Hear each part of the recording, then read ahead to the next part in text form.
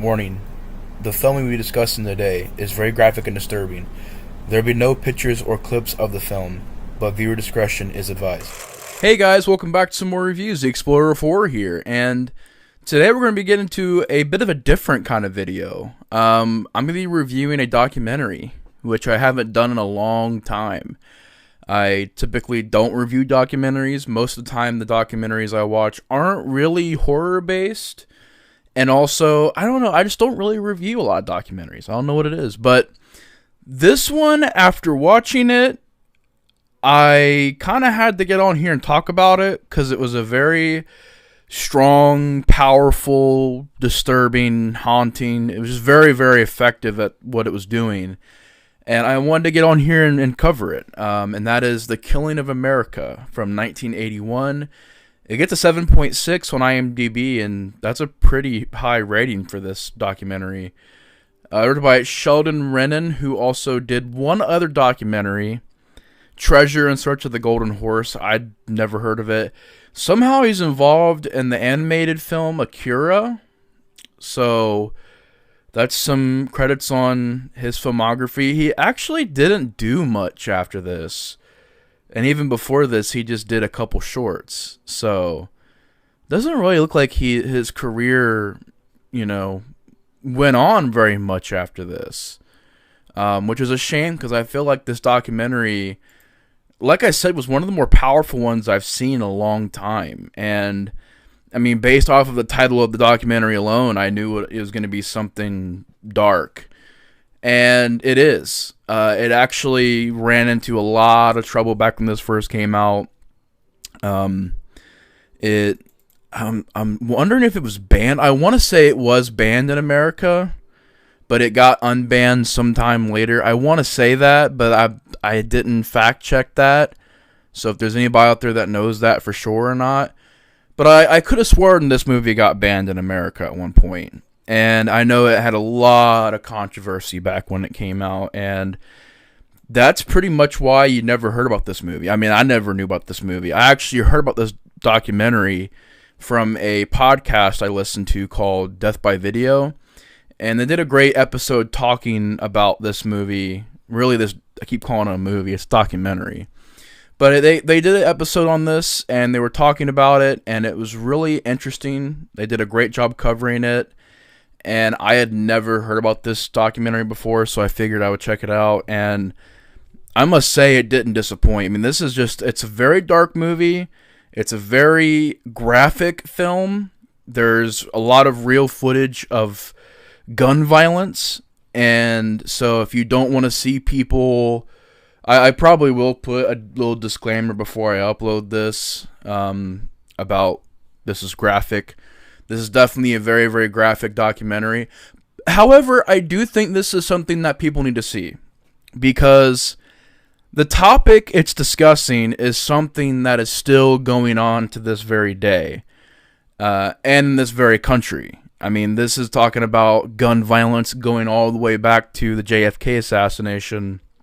And, I mean, I'm sure before that there was also gun violence, but essentially what this is discussing how somewhere in the 60s, between the 60s and the 70s and also into the 80s, there was a spike in murders and violence in America, and a lot of gun violence. And it covers various key events that happened, various tragedies from the Kent State Massacre to the Vietnam War, to the JFK assassination, to the assassination of his brother, to interviewing serial killers, studying serial killers, studying why violence. It's a lot of just the narrator talking through the facts that have been gained from, how fast the violence in America was growing compared to other countries and how many cops die per day compared to other countries.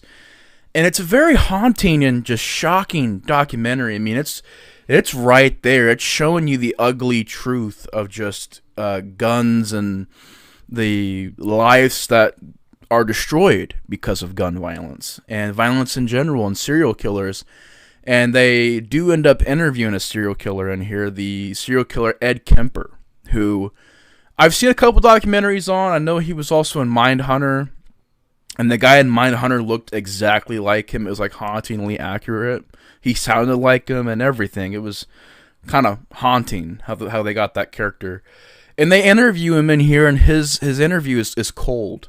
It's heartless, and it's creepy. There are a lot of moments where you're seeing real footage of people being killed by guns, being shot in the head, and riots and police brutality. So obviously this documentary does cover a lot of dark stuff. However, I think the points it makes is very good points as far as showing you the ugliness of what's going on, these murders, this chaos, this violence, and telling the world, like, hey, we got to work on some things, especially back in this time, because back in the 80s and the 70s, getting a gun was no problem. It was with ease. There were, teenagers and kids and adults, everyone had guns back in this time. And when you have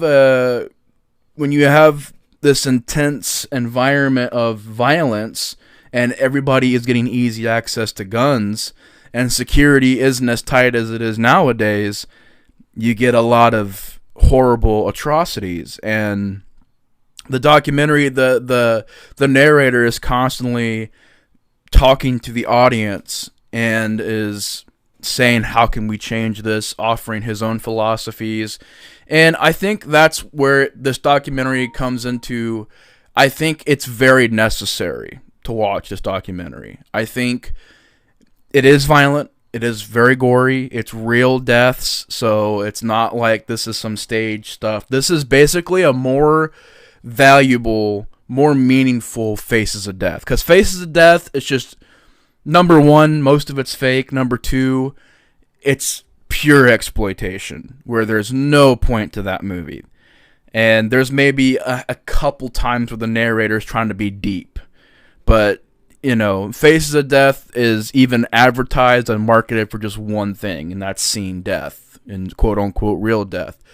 This is showing 100% real footage. There are people that have said that some of it could be fake and staged, but I've heard mainly from people that this is all real, and it's events that, some of these events I've heard about in history class. Like, it's crazy because the JFK assassination is very, very graphic. But I remember learning about that in like school and stuff, and them talking about it, and how this happened. And I just, some of it I was familiar with, some of it I wasn't. There was a guy in this documentary who overtook a news station and is talking to the camera, and at first you don't even know he took this news station over. You just think it's a normal interview until you realize he pulls out this gun, and as you realize what's going on, it's very scary and creepy. And this is the stuff that scares me. Like, this is watching stuff like this, and I've seen Faces of Death. It's not really that scary. They're mainly just trying to exploit it, and there's no weight behind it. There's no point to it. There's just, oh, here's some death, here's some gore, and for no reason. This, the narrator talking, how they set up, what they're trying to say with this documentary, is very powerful, and it's very dark, and it's very haunting, and this is what scares me, the reality of life. Just these people that lose their mind and go off and kill people, and they'll interview these people, and they'll just be like, I don't know, that dude seemed like a nice person, but, had to die. And when you're seeing these interviews with these killers and these people that have assassinated, political figures and presidents and stuff, it's very scary. It's very creepy. This, to me, is the real horror of the world, is just seeing all this violence and destruction, and the documentary saying that we need to get control over this. We need to try to change our ways. Otherwise, the vicious cycle is going to continue. And so I feel like it has a very important purpose. This documentary is here to show you graphically what happens when there's abuse of power, when there's, whether it's police brutality, or it's murder, or it's riots, or it's serial killers. and trying to offer the question, how do we fix this? And the documentary has various hostage situations in there, which I'm pretty sure are all real, which is very crazy. They talk about the Jim Jones massacre and about how he manipulated people, and it goes to all kinds of places. It's not like it's all just gun violence.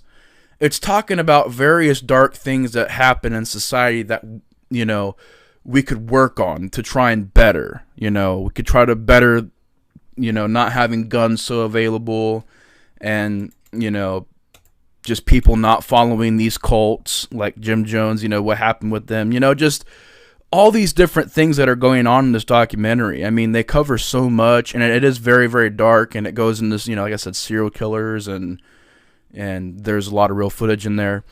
But it ends with the murder of John Lennon, and it talks about that for a little bit. You see the memorial for John Lennon, which happened right before this documentary came out, like the very, I think it was the year before, 1980.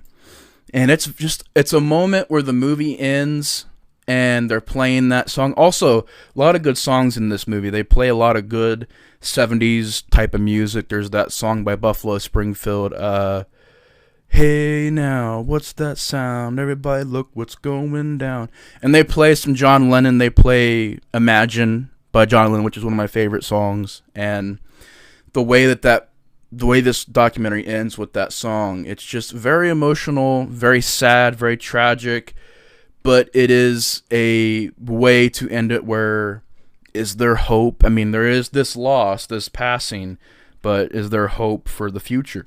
And the narrator kind of leaves it to the audience for that. Like, it's up to you. Do you believe there's hope for restrictions on guns and restrictions on, you know, police brutality and all this bad stuff going on? Is there going to be some, you know, resolutions to this? Is it going to be a better world in the end, or is it, you know, it's up to the audience, it's up to you, like how you look at it. And, you know, I choose to think that the world will become a better place. Hopefully things will get better. We have improved on some things, but there's obviously a lot of things that we still have yet to improve on. And so, I feel like it's a very important documentary. It's on YouTube. I'm pretty sure it could be on Tubi. But I think there's also a Blu-ray out from Severin, which I'm wanting to get sometime, which is very, very cheap. But it's out there. I recommend it. Like I said, I put plenty of warnings in this video. It is very graphic. It is very dark. You're going to be seeing some real deaths.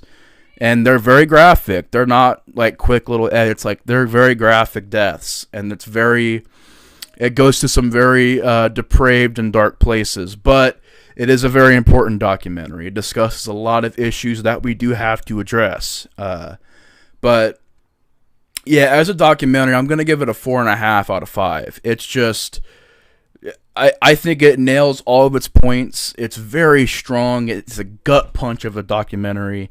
But I think for the thing they're trying to accomplish, they accomplished. The message they were trying to get across, it got across. But yeah, The Killing of America, I recommend it. It's an excellent documentary, and it was one hell of an intense watch. But anyways, y'all, I want to thank you guys so much for watching the review. Hope you guys enjoyed.